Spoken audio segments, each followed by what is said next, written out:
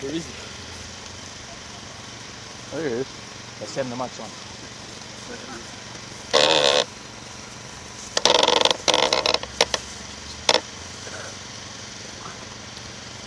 أعوذ بالله من الشيطان الرجيم بسم الله الرحمن الرحيم السلام عليكم ورحمة الله وبركاته. Thank you, Brother Ben, for inviting me here, so as Brother Sean. It's a great pleasure to come back to a lovely setting of a gathering that has multiple benefits, I suppose, of our gathering here. A gathering where we can start as remember Allah subhanahu wa ta'ala in a very nice way, in something very original.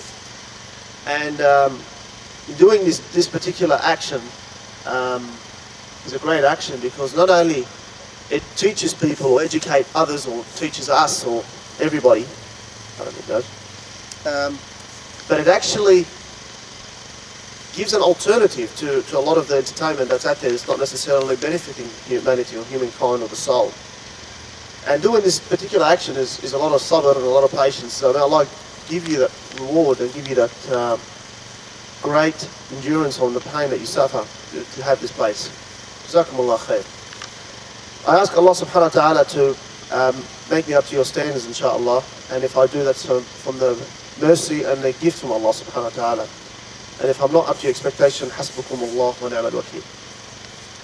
Tonight's topic, or tonight's story, I'd say, when Brother Ben asked me to do this topic, he said, what are you going to talk about? And subhanAllah, the moment he asked me the question, I had about 3 topics or 4 topics running in my head.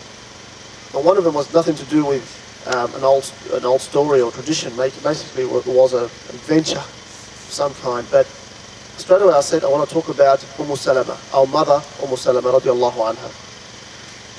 The reason I said that is because I feel that Salama's story is a story that can be related to everyone's life at some stage. So is all the mothers of the believers, whether it's Khadija radiallahu anha, Aisha, Zainab, all the wives of the Prophet ﷺ, we can relate their lives somehow to our lives. Every person goes through difficulties, tribulations, you go through tests. But the challenge here is how successful or how you're going to come out from the other end of this test. Now, brothers and sisters in Islam, I thought Salama's story is a profound story, but we want to go a little bit beyond, as time allows us to do so, the narration of the actual story, which probably some of you will know it. I want to go into a little bit more depth of how she was able to get to what she got to towards the end of her life. Salama was born in Mecca, and her name was Hind. Her dad was a very generous man. I'm not going to go through the names. I'm going to go through the action of these people, because the names are important, but not necessarily want to start remembering names. The action of those people is the most important thing that we want to come out from this story tonight. She was born in Mecca to a Makhzum family, which is a very famous family, and she married almost a very knight of Meccan youth. It was a nice guy and it was like a knight, and she married him, and they lived a happy life. Now, Salama's father, he was a very generous man. They used to call him Zadur Rakib, as in the sustenance of the traveller, because every time he wanted to travel, he would make sure that he's the one who feeds and nourishes and looks after all the people travelling with him on a trip. And that could be for months and months. But he would insist that if you want to travel with me, I will provide you with sustenance, I'll buy you the food, I'll buy you the water, you just come along with me, and it's all on me. He will shout you out the whole trip. He was well known for this particular attribute, her father. SubhanAllah. Anyway, Salama and Abu Salama got married, and they lived a happy life. Very good families in Mecca, comfortable life. Then the sun of Islam shined and rose. Muhammad sallallahu alaihi wasallam started to preach Islam. And they were the first Muslims, the first people to embrace Islam at that time. They saw in Islam the religion that gave them the true belief that Allah subhanahu wa ta'ala has blessed most of us in. So after they became Muslims, the difficulty started when especially the declaration of Islam went out, and Muslims started to become persecuted and enduring difficulties in their times in Mecca. So the Muslims, as you know, immigrated. Some of them immigrated to Habasha, to Ethiopia, because they knew there was a just king at that time. So Salama and Abu Salama travelled to Ethiopia, to Habasha today. Ethiopia today, to Habasha. And they had the first son, Salama, over there. And they lived there. Stories came back from Mecca that the Meccans have embraced Islam, so come back and Islam is going to flourish in Mecca. So they raced back to Mecca, to the hometown, to see the Prophet ﷺ. But it was the wrong news. The news wasn't right. So what happened? They decided to stay in Mecca a little bit, but then the Rasul ﷺ immigrated from Mecca to Medina. So immigration took place. So what the Muslims used to do back then, if you want to become a Muslim, you have to leave Mecca and go. So Abu Salama and Umm Salama decided to do like all the other Muslims, to pack up and go. Now they figured this is a second immigration for them. They didn't say, well, we've done our immigration, went to Ethiopia, a country we don't even know anybody in there in Habasha, so we've come back now, well, what the heck, we'll just stay in Mecca and then until Allah subhanahu wa ta'ala changes the situation. No, they wanted to be with the Prophet ﷺ. So they got ready and then they got packed up. And she said, Salama narrates the story as follows. He said, as we're traveling, my husband got me a camel. I sat on a camel and I had Salama in my lap. And we took all our belongings and we departed Mecca.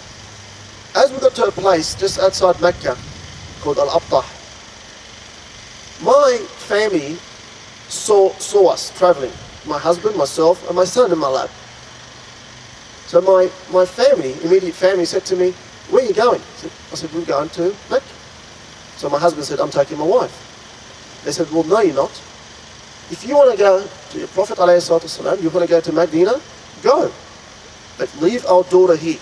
We're not going to let our daughter go with you to an unknown land like we did for Habasha, and she will stay here. My husband resisted.